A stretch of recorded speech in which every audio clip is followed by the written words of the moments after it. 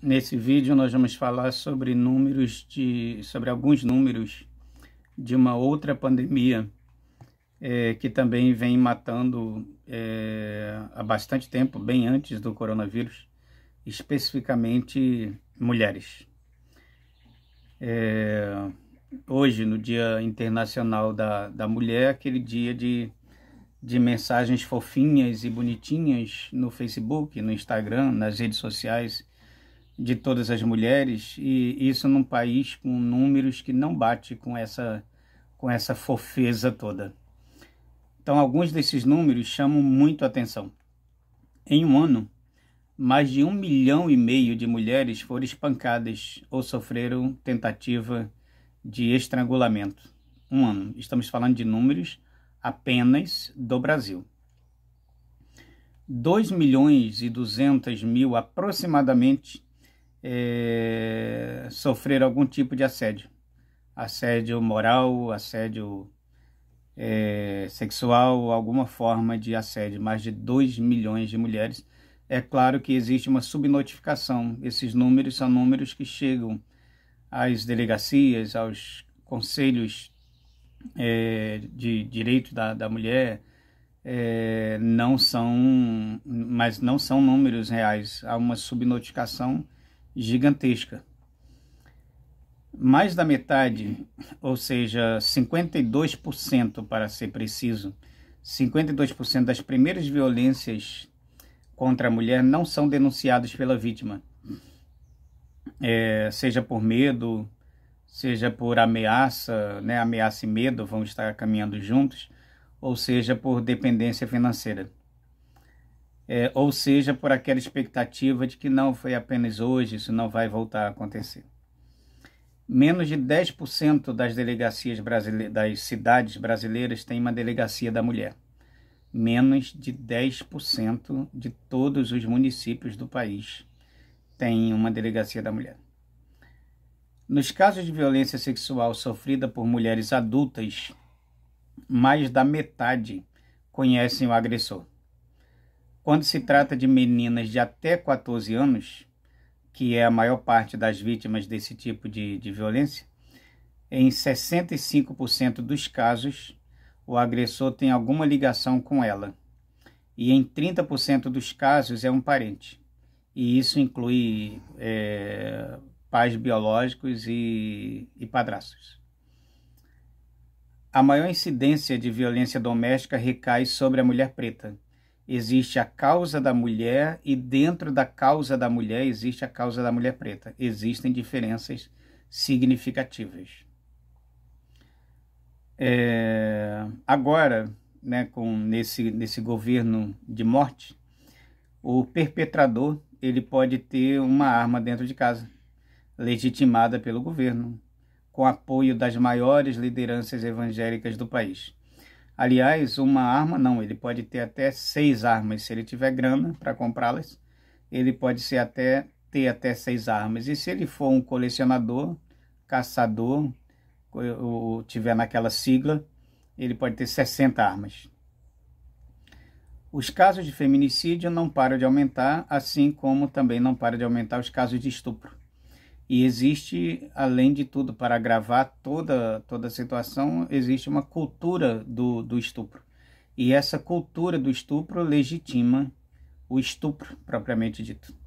Se fazer piada com estupro, por exemplo, é uma sequela dessa cultura do estupro terrível que permanece ainda no país. Nos últimos 2 anos, se não me falha a memória, 64% das vítimas de feminicídio no Rio de Janeiro eram mulheres pretas. 64% das vítimas de feminicídio no caso do Rio de Janeiro. 33% dos casos de violência física contra a mulher são gerados pelo fim de uma relação. O companheiro, o namorado, o ficante não aceita o fim dessa relação. Talvez porque o macho da espécie ele venha sendo adestrado a não saber lidar com a palavra não. Desde muito cedo. O bebê macho da espécie já vem sendo treinado, adestrado, salvo gloriosas exceções, né, a lidar apenas com o sim. Então, quando acontece o não, ele acha que pode espancar essa mulher, matar, sequelar, né, ele pode fazer qualquer coisa dessa natureza. E na maioria dos casos, a mãe dele não apoiará a mulher que se tornou vítima dele. Na maioria dos casos, a mãe dele não apoiará a vítima dele. Os níveis de sororidade são muito, muito baixos nessa relação e em outras relações, né, entre as mulheres. Talvez até pelo estímulo à competição que já vem, que talvez seja uma das causas, aquela competição que já vem desde muito cedo, né, que uma menina é treinada, adestrada a competir com a outra, seja na forma de vestir, seja lá no quesito que for, né, ela é meio que adestrada a competir. Mulheres jovens seduzidas por supostos empresários de modelo são traficadas para extração e venda de órgãos ou para prostituição numa escala muito maior, né, do que se imagina. Na verdade, nenhuma, né, por menor que fosse esse número, ele não seria aceitável, mas ele é maior do que se imagina. 40% das mulheres brasileiras vítimas de violência doméstica são evangélicas. Lembrando que a maioria dos casos nem chegam a constar das estatísticas, porque são resolvidos lá mesmo na igreja, em conversa sobre submissão, sobre perdão, sobre oração. Em mais da metade desses 40%, o marido também é evangélico. O agressor também é evangélico. E há uma procura significativa por delegacias, por registros nas delegacias de agressão contra a mulher às segundas-feiras.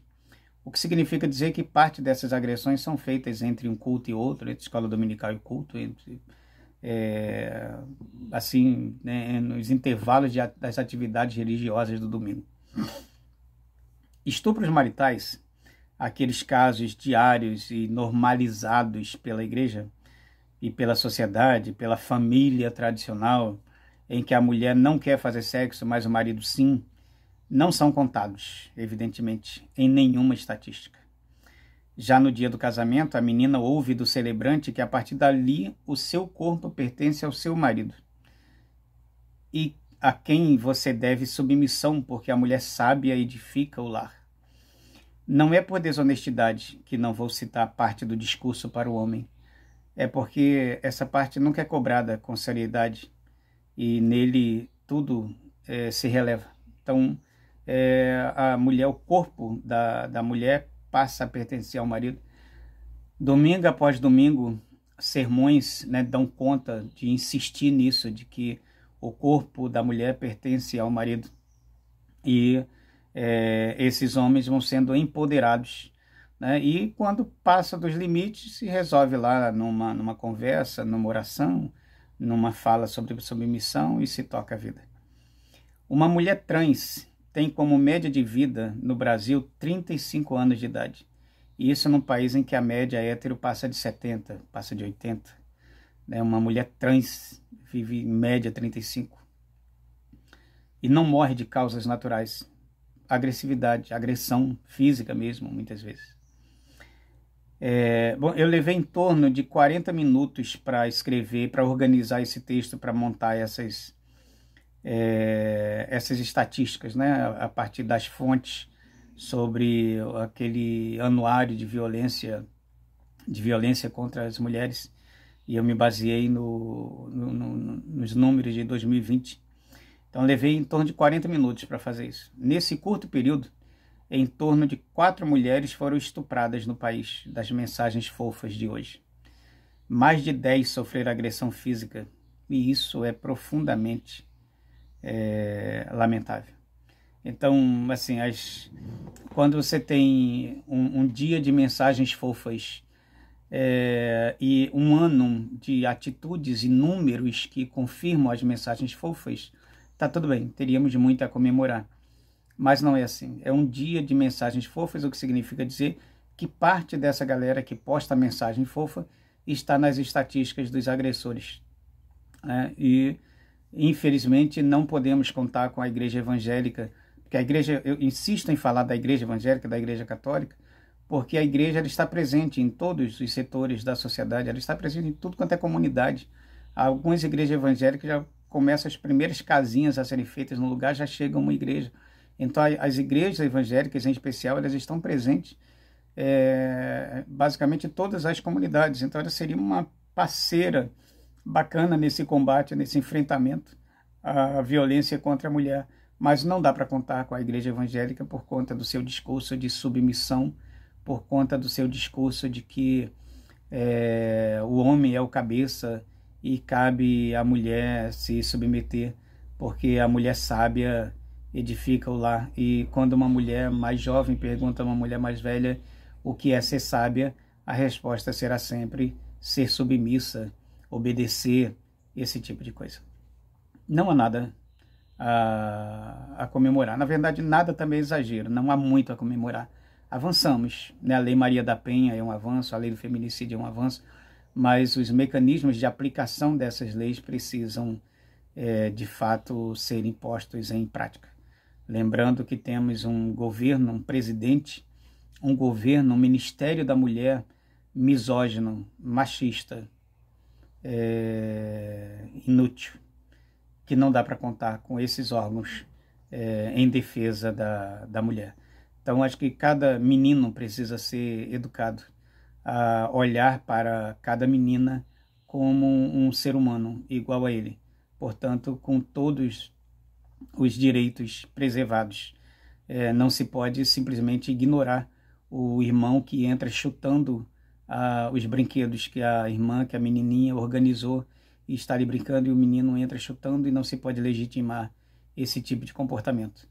Assim como não se pode simplesmente presentear as meninas com panelinhas e fogõezinhos e geladeirinhas e bonecas que fazem cocô e xixi, enquanto os meninos são presenteados com bolas, carrinhos e bonecos super-heróis. Enfim, a luta parece que está sempre começando, mas as mulheres, elas têm, né, esse protagonismo de luta e permanecem nesse protagonismo de luta, e que seja assim.